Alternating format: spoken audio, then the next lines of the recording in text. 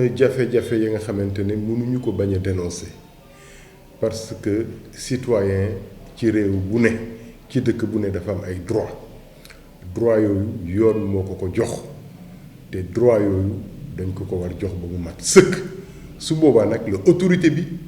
mën a exiger citoyen bi ay devoir am mu joxe ko mais violer droit citoyen cim réew faw ñu dénoncer ko parce que mënul jur ngëneel mënul jur lu baax. Aujourd'hui à Dakar Plateau une injustice flagrante est en train de se produire du fait de l'autorité le maire Alioune Ndoye ñaari mbir la bi ci njëkk mooy certificat de résidence yi ñuy joxe de façon sélective parce que le maire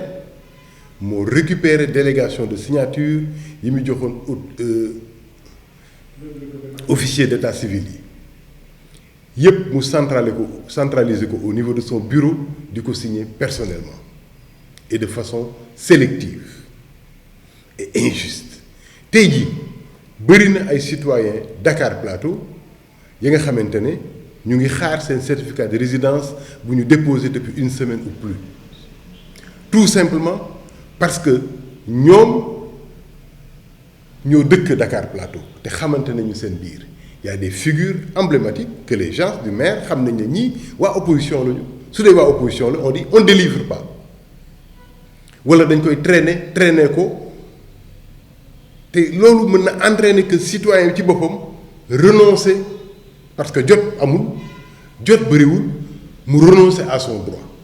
Le préfet ci boppam le sous-préfet moom moo ne moom moo ko wax président commission bi ne ko bu ñu jël benn certificat de résidence bu jugewul ci autorité administrative bi muy le préfet le sous-préfet l'officier de l'état civil principal ak l'officier de l'état civil de l'hôpital Dantec yooyu kese la ñu jël seen ay résidence donc tey ku fi indi certificat de résidence police wala gendarmerie duñ ko jël ci commission bu Dakar Plateau mu nekk lu doy waar bu ñu ne nag le maire kese mooy signer résidence yi te ba fii ñuy wax ak yow nii may wax ak yow nii amu ci benn résidence boo xam ne le maire Alioune Ndoye signé na ko ba nii may wax ak yow amagul. c'est le 14 la ñu arrêté demande yaa ngi fa fees dell est-ce qu'il aura le temps de signer toutes ces résidences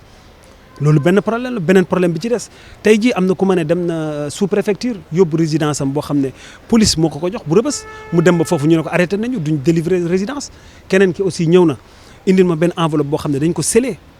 ne dem na ba foofu ak résidence boo xam ne domicile boo xam ne police moo ko jox mu dem foofu ñu scellé ko ci benn enveloppe ne ko yóbbu ko police de Rebeuss pour enquête mais procédure boobu yëpp bu ñu ko naree teg ci citoyens yi am na ñoo xam ne du leen ko jaral dañu naan man coono bi yëpp jaratuma ko xaar ma dem toog. et problème bi mooy sax argument bu mu mënti joxe ne lii moo tax ma def ko xam nga lan moo gën a grave période bi mu ko def bàyyi ba ñu ubbi liste inscription yi nga récupérer sa signature concernant les certificats de résidence nga dessaisir ay nit yu doon délivrer de façon légale reconnue par tous ay certificats de domicile tey les habitants de Niayes Thioker ils sont obligés de courir dem Rebeuss wala dem feneen pour wuti certificat de domicile maanaam tu es obligé même de changer ton domicile pour am ko y a un cas le cas de Omar Sonko mu ngi dëkk Kaay Findiw mu dem ñu defar ko certificat de domicile pour ses 2 filles mu dem di wut résidence gars yi xool ko ne ko certificat de domicile yi baaxul demal wuti beneen te Omar Sonko ku dëkk Plateau xam nga ko et maintenant qu'est-ce qui se passe c'est des gens du maire qui viennent me voir ci suuf ne ko jox ma dem lijjantil le certificat de domicile parce que yow far nga ak maire mën nga lijjantil un autre citoyen de Dakar Plateau qui est là pour mu jot ci ay droits am c'est de l'influence politique qu'on fait pour détourner la conscience des citoyens et leur choix. Dakar Plateau laa juddoo fii laa yoroo sama doom yi naturellement dem certificat yi mu defal leen certificat de domicile donc ñu dem ci mairie bi pour ñu defal leen certificat de résidence ñu leen non certificat de domicile yi baaxul parce que dafa war am logo mairie te yi amul logo mairie voilà donc man depuis bi ma nekkee fii ba léegi mosuma gis certificat de domicile yu am ay logo mairie. c'est le même certificat yi depuis loolu moo doon délivré on n'a jamais eu de problème voilà donc mais avant-hier on a eu ce problème là. dañ ma ne c'est parce que foofu dafa amoon xëccoo entre 2 chefs de quartier léegi maire daal di suspendre ñaari kii yëpp charge yëpp en tant que citoyen loolu dama koy dénoncer di ko ñaawlu parce que même bu fekkee dafa am ñaar ñuy xëccoo foofu chef de quartier maire xam na les voies et moyens yu ma jël pour dab kenn parce que lii nii instant yi citoyen ñoo ciy gaañu c'est parce que amul chef de quartier rek kenn mënu am certificat de domicile pour am certificat de résidence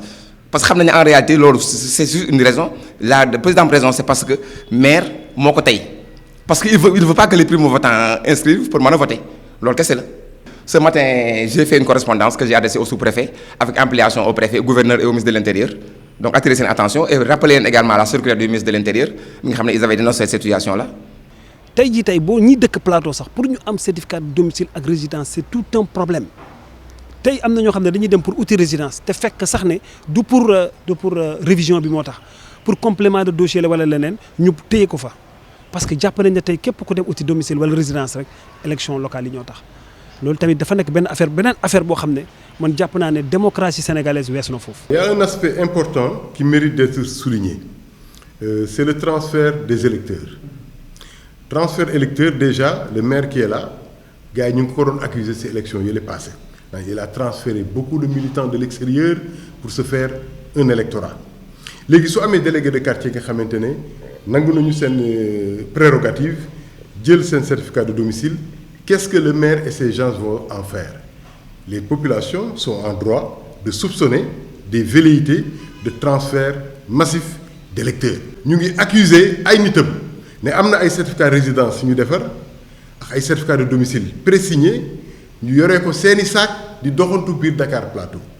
képp ku bëgg soo joxee engagement ne que tu es avec eux ñu délivrer la say pièces loolu aussi fallait que ñu souligner ko pour que autorités yi prévenir loolu lépp.